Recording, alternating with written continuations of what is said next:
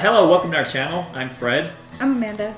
And we're here to share our experiences of the Jasper, Arkansas area with you. Today we're going to tell you about Triple Falls. We're going to tell you about the road going into Triple Falls. We're going to tell you about the trail leading to the feature of Triple Falls. We'll talk about Triple Falls a little bit itself, and then we'll talk about the gear needed to go on this hike.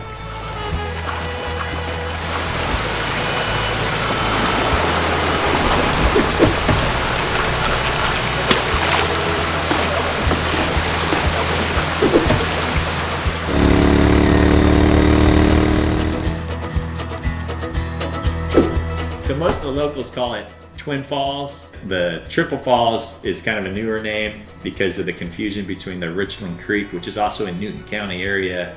The Triple Falls name has gained popularity in the last few years. Triple Falls is 7.7 miles from Jasper. 2.8 miles of that is going to be on dirt road. About a third of the way down the dirt road, there's a very obvious Y. You're going to take a right in that Y and go towards Camp Orr. When you turn off from going to Kyle's Landing towards Camp Orr, it's a really steep road. If it's really dry or really wet, you're not going to get into it with a two-wheel drive vehicle. Well, you can get in. You just may not be able to get out. Yeah, that's right. You'll be able to get in. You can get in. It's the coming out that's the hard part.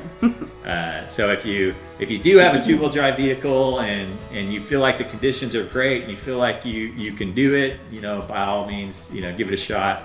You'll park right before Camp Orr. There's a little parking lot to the right.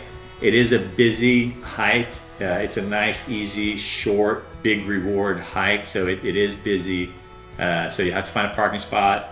Certainly be respectful of the folks at Camp Orr. It's one of our favorite hikes. We'll stop by there on our way in or on our way out. It's only 0.35 miles, and so it's just nice and easy. A big reward. The falls is fed by a spring, so it's usually at least flowing 2 falls in after a rain or wet season. It's got 3 falls. Don't let the parking area discourage you either, because you can see the power line area and it's pretty ugly, but it's a really beautiful waterfall. So after you park on the right side, the trailhead is to the left and it's through like a metal archway kinda. So like she said, the trail is on the other side of the parking area. If you go down the trail, it kind of veers off to the right along the mountain, if you will, and then you'll end up at the bottom of the falls. The bottom trail is dirt, and it's 0.35 miles round trip. There's not a lot of variation in the trail. It's pretty level, and then you come in at the bottom of the falls. Once you get to the feature, that's a great spot to have a picnic, hang out. You come in the lower part of the falls. You can add to your hike if you like by hiking up to the top of the falls. Yeah, so this path is a little more of an elevation change, and it's a little harder of a path, a little less traveled. It's not a bushwhack by no means, but last time we went up there were a couple trees falling over the trail, and you kind of had to crawl around. But when you get to the top of the falls, it's beautiful. It's like almost like slate looking up there.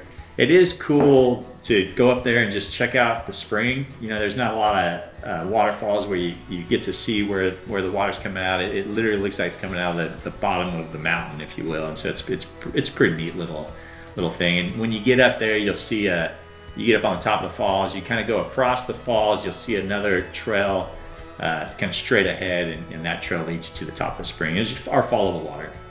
The upper trail has a lot of poison ivy on it, though, so if you are allergic, you want to be aware of that. Yes, bring your dish soap. I'm highly allergic, and I take dish soap with me everywhere. Which brings us to the gear on what to bring. You don't really need much. Yeah, this is a short hike. This is one that you could do on your way in to visit the elk, on the way out to visit some family. You could stop and do it in jeans and a t-shirt. Have lunch there if you chose. You could have lunch there. Last time we were there was a bunch of crawdads on a rock, so something stopped and had a bunch of lunch there. The lower falls the trail doesn't have very little elevation change at all. Last time we hiked it, I I was wearing Birks, so Yeah. it is, you can certainly, it's a stroll. It's a nice, easy hike in and out. Yeah, the only challenge maybe is the very end when you got to kind of go down a little bit to the falls, but it's not bad at all. It's just a hike for anybody. The hike is for everybody, but it isn't wheelchair accessible. And you can't bring your dog, unfortunately. And yeah, you can't bring your dog. It is in the Buffalo River National Forest area, so dogs are not allowed on this trail. Mm-hmm. Now, if your dog identifies as a person, then that's another thing. That's not true. And if you carry the handicapped person, well, certainly it is accessible. Still not. So check out our website. It's ozarkexperience.com. On the website, we have descriptions of all the experiences you can have in the Jasper area. They include hiking, floating the Buffalo River, Camping, motorcycle riding, mountain biking, off-roading, rock climbing. caving. I think you even marked the spots that you can hang glide. It's all on our website, all on this map right here. This map is for sale at most places in Jasper, Arkansas. Just go in there and go to the gas station or the restaurants and ask for the map. It's only $3.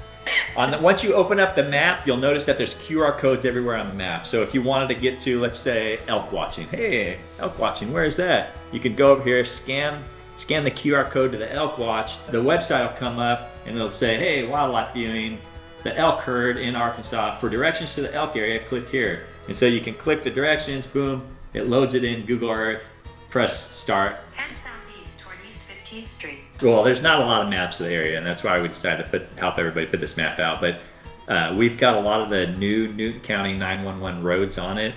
You've got to be real careful when looking at directions online. A lot of the directions refer to the old county road numbers, and this one has the new county road numbers on it. So if you're, for instance, we were trying to get to Hellstone, and it has the new county road number on the sign, but most of the directions online to Hellstone have referenced the old number. And so you'll see that a lot of times online is referencing to the old number. So be careful when you do that. If you get the directions from our website, it'll have the new roads on it, the new county roads on it. But even with some of the new county roads, they haven't changed the sign. So like Fire Tower Road says Fire Tower Road, but the new county road is 1300. Hey, thanks for checking us out. If you enjoyed our video and you think others will as well, press subscribe, press like, hit the alert button, and share it with your buddies. If you want to see the walkthrough that we did on the Triple Falls hike, go ahead and on your screen right now underneath the subscribe button is a link that'll take you to that.